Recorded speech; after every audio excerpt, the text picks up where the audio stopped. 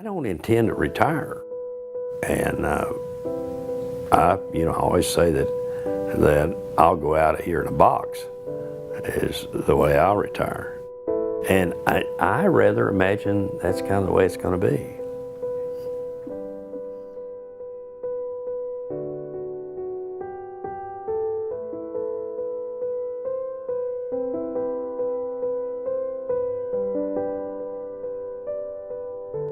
Well, it's rare that you really get to know a legend, and Boone really is a legend.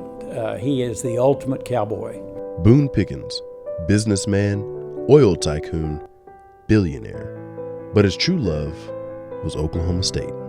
Did Boone Pickens energize Oklahoma State University, or did Oklahoma State energize Boone Pickens?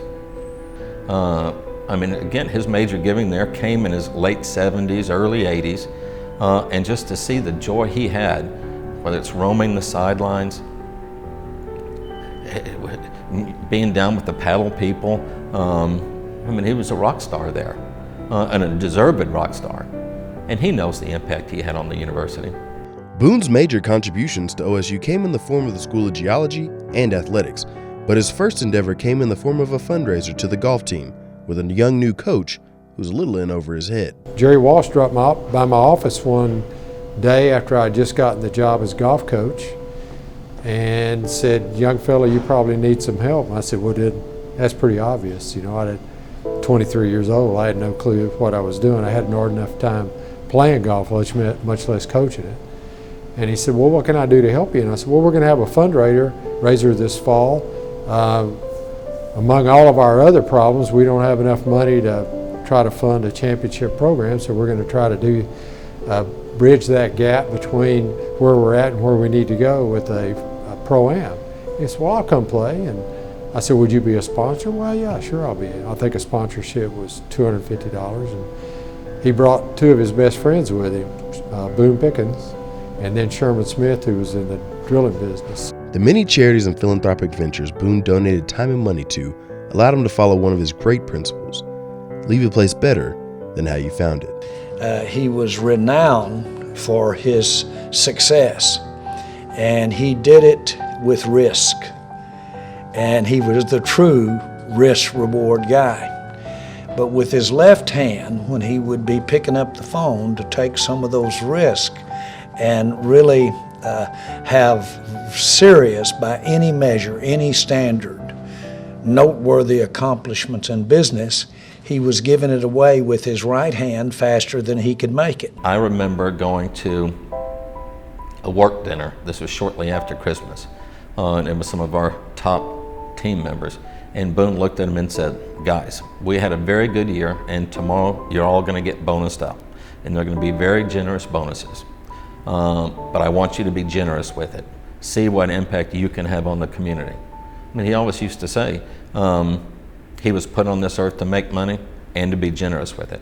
And he was. His charitable work didn't stop in the checkbook. Boone's advice may have been his most valuable asset. I asked him at the end, I said, "What are some of your words of wisdom for us at this point, something to carry back and something to always remember?" And he had one word for us. He said, "Up," and he did that. And that became our motto. So our school motto right now is up. Nothing describes Boone Pickens more than his self-expressed Booneisms. A plan without action is not a plan, it's a speech.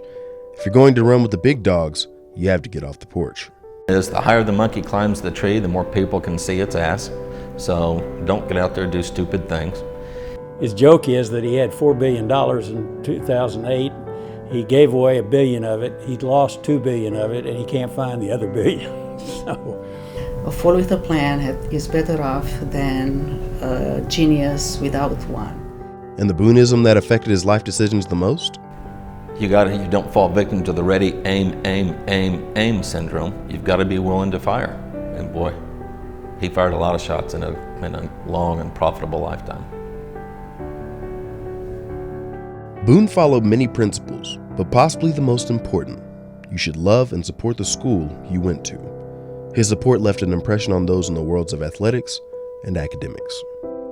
He's leaving a lot of tangible things in the form of gifts, but really one of the most important things that he has instilled in this university and will be his legacy is for OSU to dream big in both academics and athletics.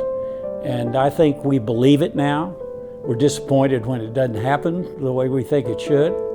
But that kind of boldness and generosity, I think, is something he has instilled in all of us and will be his legacy.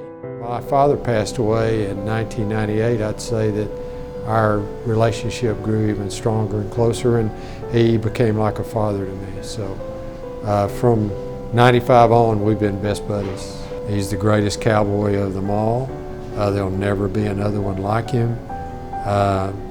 It'll never be the same again. He proved that all things are possible if you're wearing orange. And as Garth Brooks would say in that song, he says, "Good ride, cowboy, good ride." I would say, "Great ride, cowboy, great ride." Well, we will always remember him, and we will always do our best to fulfill our promise to him and to carry on with his legacy. He wrote a book one time called The Luckiest Man in the World. I could argue with him. Because of him, I think I was the luckiest man in the world. That's his legacy. The luckiest man in the world, making those around him feel just as lucky.